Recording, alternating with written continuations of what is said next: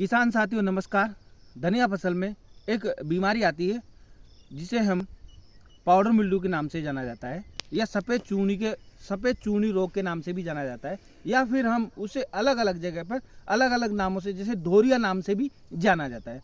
तो किसान साथियों, यह बीमारी धनिया फसल में जब जनवरी और फरवरी के महीने में जब दिन के समय ज़्यादा तापमान होता है तो उस समय ज़्यादा अटैक करती है।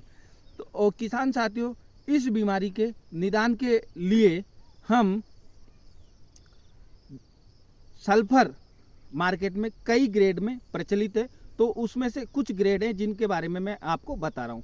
एक तो 80% सल्फर आता है मार्केट में, एक 90% सल्फर आता है और एक 85% सल्फर आता है। तो हमें पाउडर रूप में, पाउडर फॉर्म में जो 85% सल्फर आता है उसका इस्तेमाल कर हम इसे कंट्रोल कर सकते हैं। और साथियों, उसी के साथ साथ अगर हम इस सल्फर को डालेंगे तो उससे हमारे दाने की क्वालिटी भी अच्छी होगी, दाने का आकार भी अच्छा होगा और कहीं ना कहीं दाना सुगंधित रहेगा। और कहीं ना कहीं अगर पाले की समस्या आती है तो किसान साथियों, जो हम ये 85% सल्फर का इस्तेमाल करेंगे उससे किसी हद तक यह हमारी धनिया की फसल में ठंडक पहुंचाकर उसे पाले के प्रति